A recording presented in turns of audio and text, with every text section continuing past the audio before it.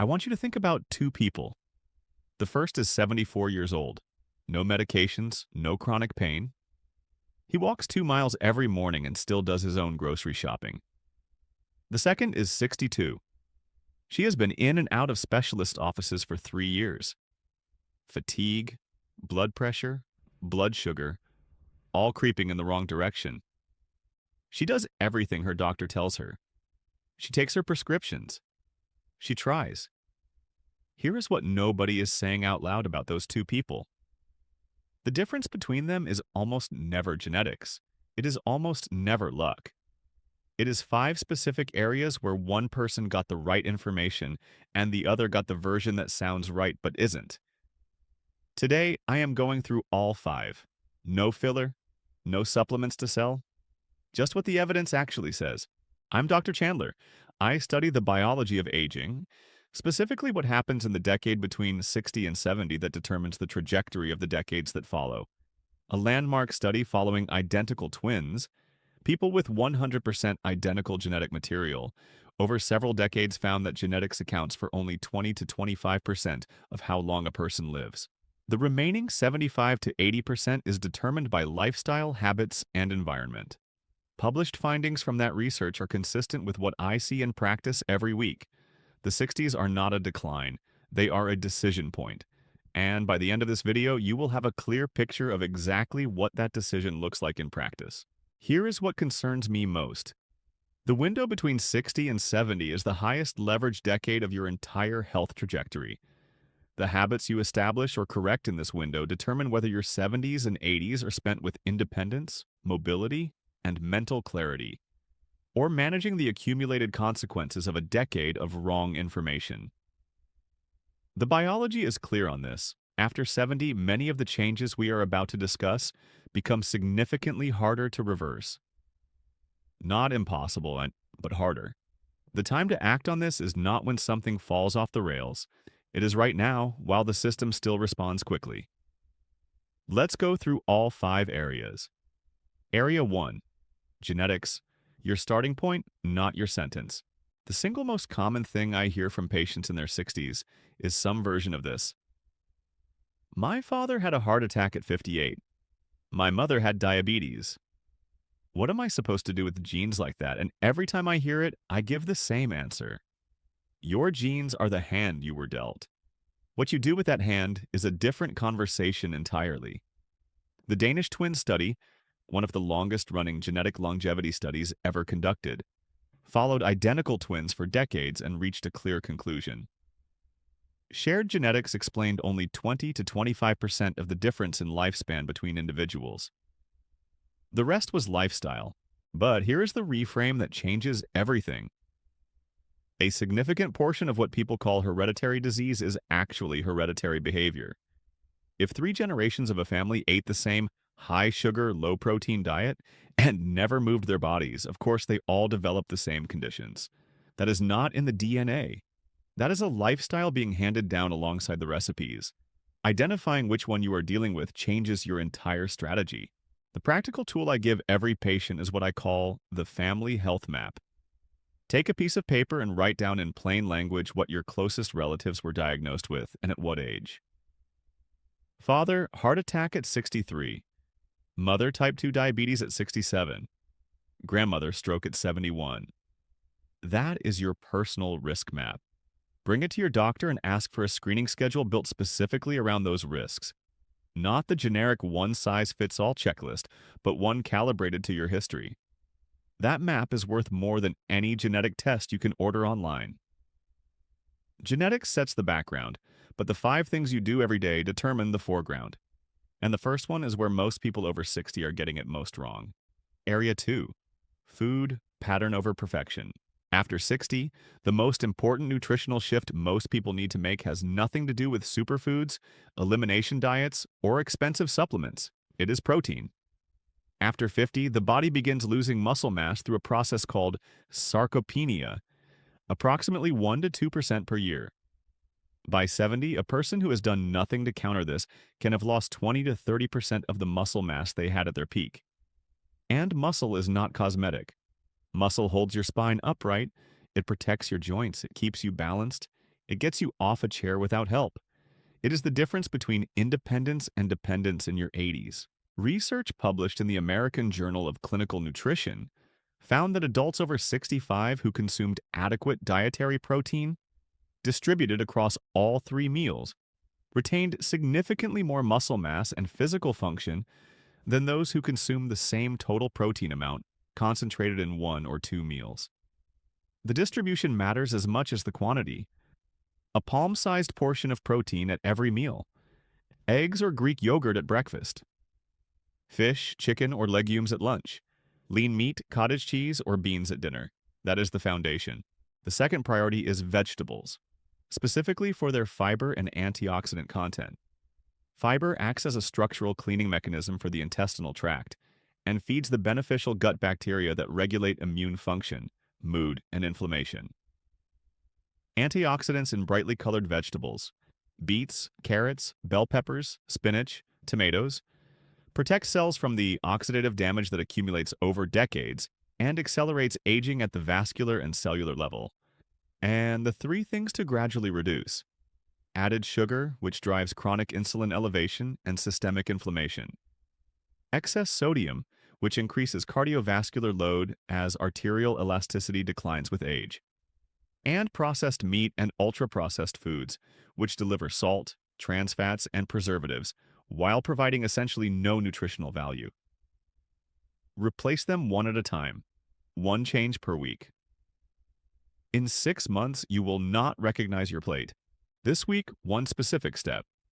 Add a protein source to breakfast if you do not already have one. An egg, a spoonful of cottage cheese, a handful of nuts. That single addition, done daily for a month, begins to shift the muscle preservation equation. Food is the fuel, but there is a second system that determines how efficiently your body uses that fuel, and most people over 60 have quietly stopped using it. Area 3, movement. The medicine nobody prescribes correctly. There is a clinical phenomenon called sedentary disease. When a person sits for more than 8 hours per day, and many retired adults are doing exactly that, a cascade of changes begins. Metabolism slows. Blood sugar rises because muscle tissue is the primary consumer of glucose, and muscles that are not working consume nothing. Circulation drops. Muscles weaken without mechanical demand. Balance deteriorates. Think of a car that has been parked in a garage for 3 years. Nobody hit it. Nobody broke it. But the battery is dead. The seals have dried out. It simply will not start. That is what prolonged inactivity does to a body. It does not break from overuse. It breaks from disuse. Consistent walking, not running, not the gym, just walking, reduces cardiovascular disease risk by approximately 30 to 35%. According to data from multiple large-scale studies, including research published in the British Journal of Sports Medicine. That is a larger reduction than some medications deliver, with 0 side effects and 0 cost. 30 minutes per day is the evidence-based target. If you are currently doing nothing, start with 15. 15 minutes after breakfast, a pace where you can speak a full sentence but feel your breathing slightly elevate. Week 2, 20 minutes. Week 3, 25. Your body will begin to ask for more. The second component is resistance exercise. And before you picture a gym, stop. I mean movements you can do in your living room in 10 minutes. 10 chair squats holding the back of a chair for stability. 10 wall push-ups. 20 calf raises at the kitchen counter. A 15-second wall plank. These movements send your muscles a clear signal. You are needed. Stay. And they respond by staying. The result is not just stronger muscles. It is better balance, higher bone density, faster metabolism, and significantly reduced fall risk. Falls are one of the leading causes of permanent functional decline in adults over 65. Strong legs and solid balance are the primary prevention. This week, start with 15 minutes of walking after your largest meal. After meals, blood sugar tends to rise. Walking at that moment causes your muscles to consume that glucose directly, which reduces the post-meal blood sugar spike. It is metabolically timed exercise with no equipment required. Movement supports the body. But there is a third area that silently undermines everything else. and most people dismiss it until something goes seriously wrong. Area 4. Sleep and stress. The silent accelerants of aging. When you live under chronic stress, sustained worry, disrupted sleep, ongoing emotional pressure, your body produces elevated cortisol, your primary stress hormone. Short-term cortisol is protective. It mobilizes your system for acute challenges. But when cortisol stays elevated for months, for years, it begins to degrade things. Blood vessel walls, immune function, memory formation, sleep architecture, muscle tissue. Think of pressing the accelerator in your car and not releasing it. 1 minute, manageable. 1 hour, the engine overheats. 3 years, permanent damage. Chronic stress is that accelerator held down continuously, and the body does not distinguish between a genuine physical threat and a difficult family situation or a disturbing news cycle. To the nervous system, the stress signal is identical. The Harvard Study of Adult Development, the longest continuously running study of human well-being ever conducted, spanning more than 75 years of follow-up, reached one central conclusion that had nothing to do with diet or exercise. People with warm, consistent, close relationships lived significantly longer and had dramatically lower rates of serious illness. The researchers found that chronic loneliness produces health consequences comparable to smoking 15 cigarettes per day. That comparison comes directly from the published research. Social connection is not a soft lifestyle preference. It is a hard biological variable. Research published in Frontiers in Human Neuroscience confirmed that a specific breathing pattern, slow inhalation, followed by a longer exhalation, produces measurable reductions in circulating cortisol and activates the parasympathetic nervous system within minutes. The technique inhale through your nose for 4 counts, pause for 2, exhale slowly through your mouth for 6 to 8 counts. 5 cycles takes 3 minutes. Done morning and evening, this is one of the most accessible and evidence-supported stress interventions available. For sleep, one rule overrides everything else: consistency. Going to bed and waking at the same time every day, within 30 minutes, allows your brain to synchronize melatonin release, cortisol reduction, and deep sleep architecture. When that rhythm is disrupted, none of the repair processes that only occur during deep sleep can run on schedule. Pick a bedtime. Hold it 7 days a week, including weekends. The first 2 weeks are difficult. After that, your body locks in. Tonight, no screens for 60 minutes before bed. Replace it with 5 cycles of the breathing technique I just described. Set a consistent wake time for tomorrow and hold it regardless of when you fell asleep. That single night begins the rhythm reset. Genetics, food, movement, sleep, and stress. 4 areas covered. The 5th is the one most people completely underutilize. And it may be the most powerful lever of all. Area 5. Lab work, using medicine as a diagnostic tool, not just a reaction. The most serious conditions affecting adults over 60 are type 2 diabetes, cardiovascular disease, certain cancers, osteoporosis, thyroid dysfunction, produce 0 symptoms in their early stages. 0. You can have a fasting blood sugar of 7.2, blood pressure of 155, or cholesterol at a dangerous ratio and feel completely well. The heart attack or stroke or kidney failure that appears to come without warning was building silently for a decade. It was catchable. It simply was not caught.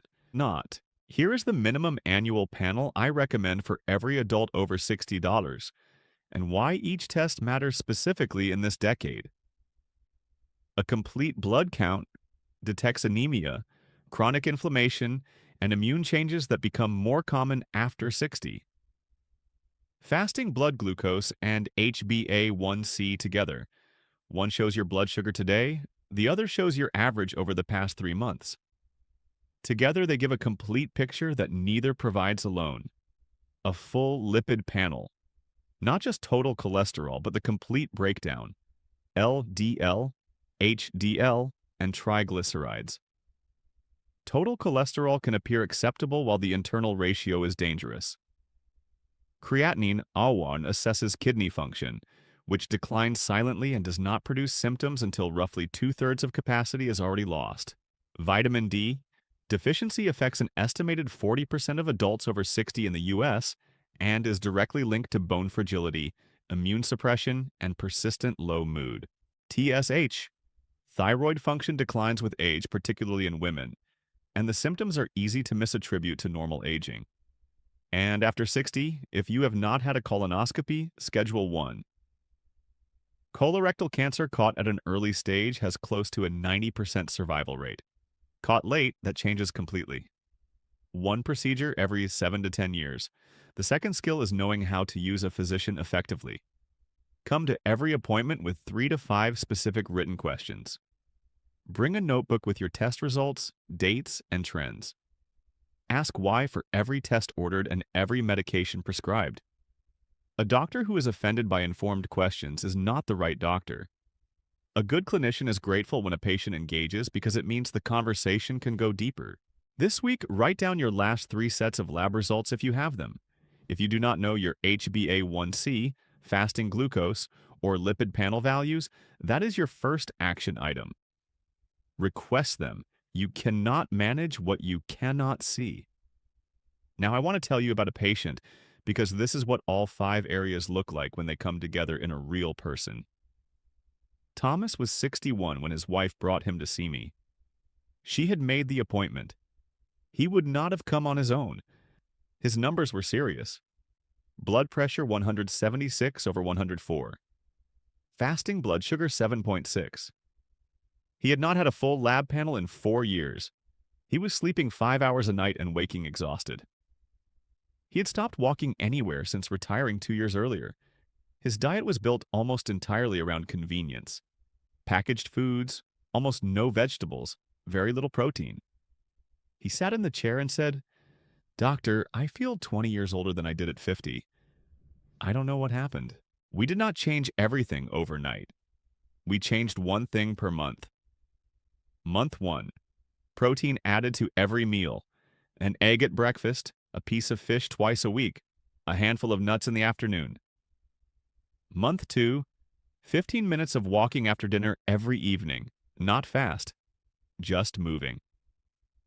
Month 3. Consistent bedtime of 10:30, phone off 30 minutes before. 5 breathing cycles before sleep. Month 4. Vegetables added to lunch and dinner. Roasted, not boiled, with garlic and olive oil. Month 5. Full lab panel. For the first time in 4 years, he had actual numbers to work with and actual goals to track. Month 6. Blood pressure 134/82. Fasting blood sugar 5.4. He had lost 14 pounds without dieting. He was sleeping 7 hours and waking without an alarm. He walked into my office and said something I have heard a few times and never get tired of hearing. I thought this was just what getting older felt like.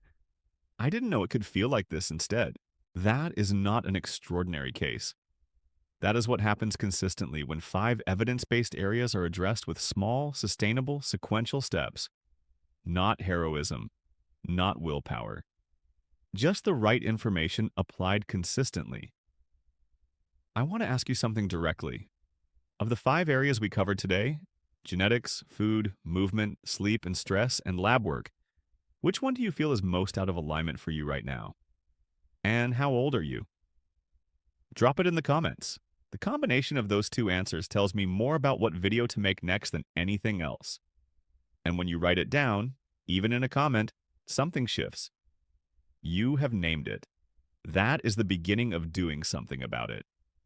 Now, if cardiovascular health is the area you are most concerned about, and you want to understand what is specifically happening to your heart and arteries after 60, that your annual checkup is not catching, that is exactly what I cover in this video right here. Watch it next.